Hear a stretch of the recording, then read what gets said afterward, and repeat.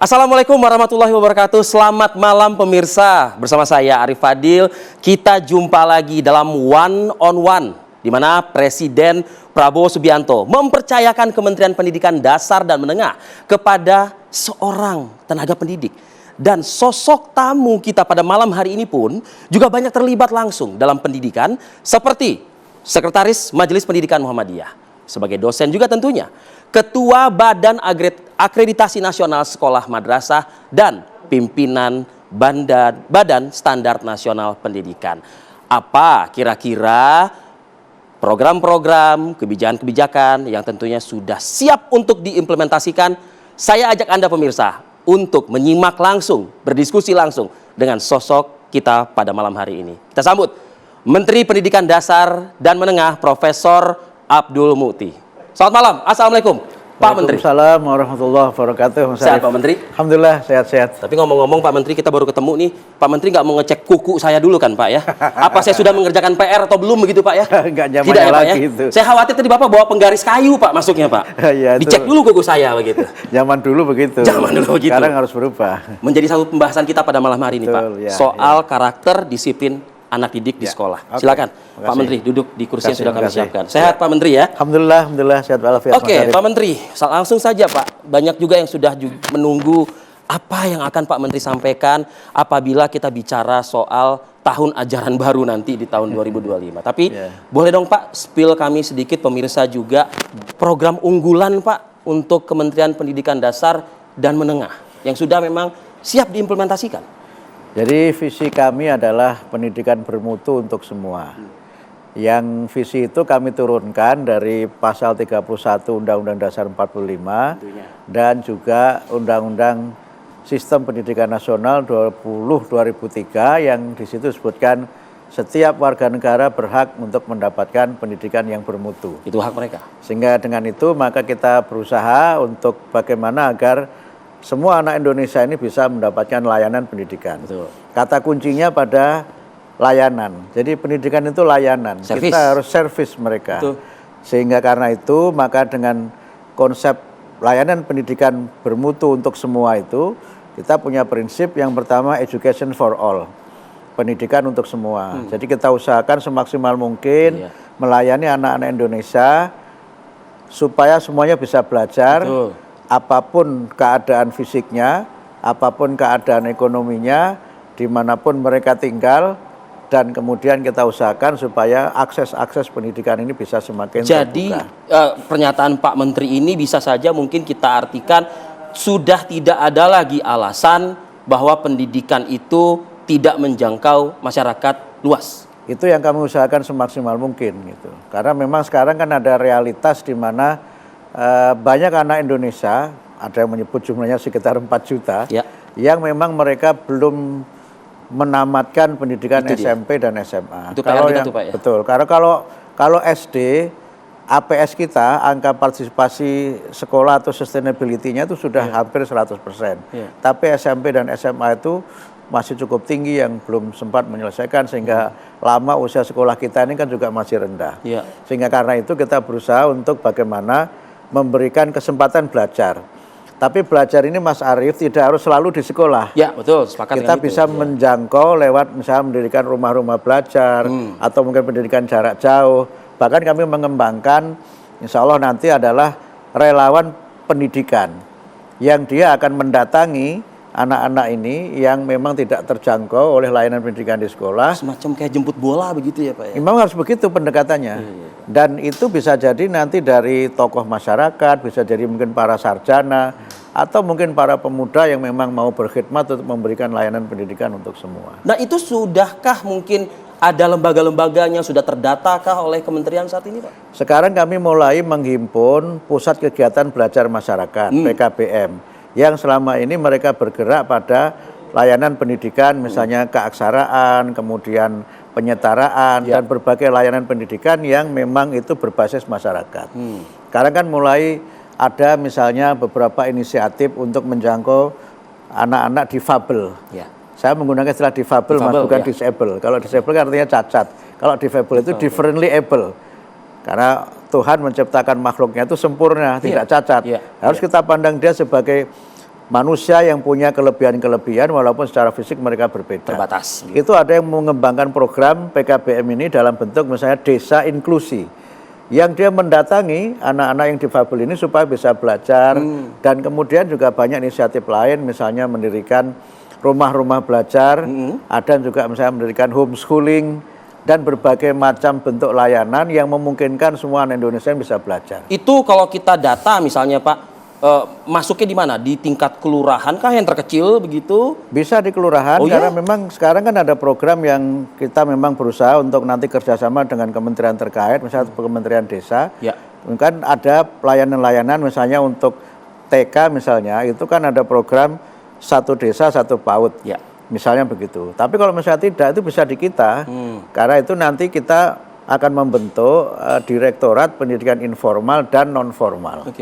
Sehingga dengan cara seperti itu, kita berusaha menjangkau mereka yang tidak terjangkau selama ini karena berbagai alasan.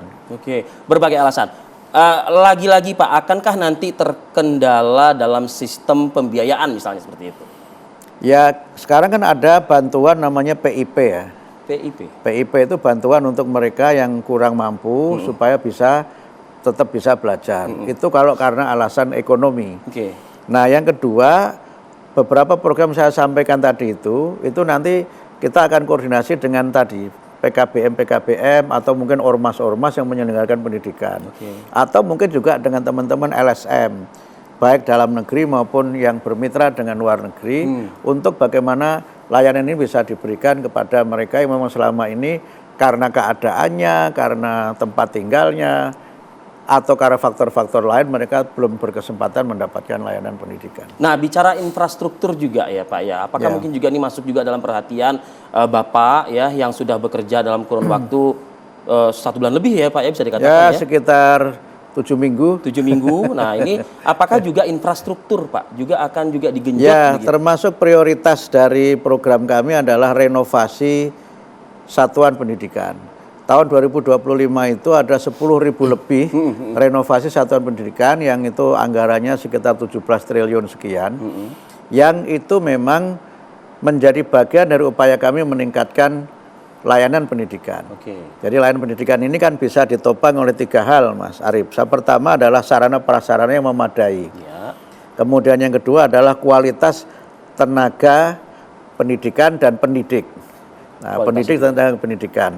Kemudian yang ketiga adalah partisipasi dari masyarakat. Sehingga kita dalam pelaksanaan program itu kami memiliki strategi partisipasi semesta.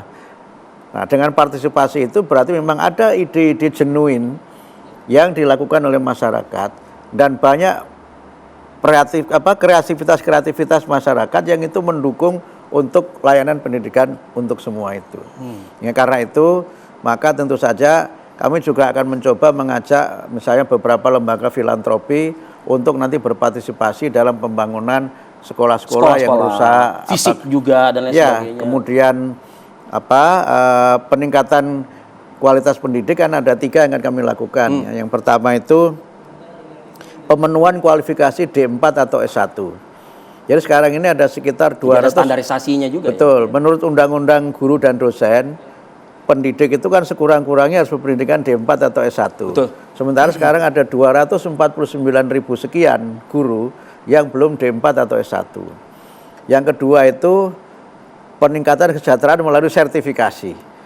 Ini yang perlu saya jelaskan. Jadi peningkatan kesejahteraannya melalui sertifikasi. Based on itu? Ya, dan untuk dapat sertifikasi itu syaratnya ada 2. 1, dia sudah harus D4 atau S1. Yang kedua, dia sudah lulus PPG, Pendidikan Profesi Guru. Nah, begitu dia lulus PPG, maka dia dapat tunjangan sertifikasi. Itu bagian dari upaya kami meningkatkan kesejahteraan. Yang ketiga, itu meningkatkan kompetensi melalui pelatihan-pelatihan. Karena continuing professional development itu adalah sesuatu yang niscaya agar cara guru mengajar, cara guru melayani murid itu berbeda, berubah. Sehingga, mohon maaf ini kan soal cerita misalnya banyaknya kekerasan kan, dulu saya juga nggak apa-apa, itu dari Mas Arif cerita tangan kami begini juga nggak apa-apa. Makanya Pak, baru masuk aja saya langsung sodorin tangan loh Pak. Tapi itu kan zaman dulu kan. Nah sekarang cara kita mendisiplinkan murid itu tentu harus berbeda. Itu masuk juga Pak dalam ukuran Nah jadi sekarang standar. Jadi sejak saya diberi amanah oleh Pak Presiden untuk memimpin kementerian ini, pelatihan pendidikan profesi guru itu kami tambahkan 2 materi, yaitu bimbingan konseling dan pendidikan nilai. Dulunya nggak ada di pelatihan PPG, kami tambahkan. Itu ya. Karena guru itu tidak hanya bertugas untuk mengajar, tetapi juga punya tugas membimbing. Dan itu ternyata itu tercantum dalam Undang-Undang Guru dan Dosen, kita menyebutnya dengan 5M itu. Hanya belum diimplementasikan. Nah, selama ini tugas guru sebagai pembimbing itu secara belum optimal, maksimal. Belum maksimal. Kemudian yang kedua, ada pemahaman kalau bimbingan konseling itu konotasinya menghukum. Iya. Benar loh Pak. Saya yang ada di kalau dipanggil guru BK itu konotasinya salah apa ini? Iya. Padahal fungsi guru BK itu adalah mendampingi ketika murid ada kesulitan belajar, mendampingi ketika ada masalah psikologis, ketika sedang galau, gundah, dan sebagainya. Artinya kan bukan hanya masalah saja kan yang berujung kepada kemudian pengembangan bakat minat, menemukan bakat minat murid, itu bagian dari tugas guru BK. Nah, kita coba kembalikan fungsi guru ini supaya tidak hanya mengajar saja, tapi 5M itu terpenuhi. Kemudian pendidikan nilai.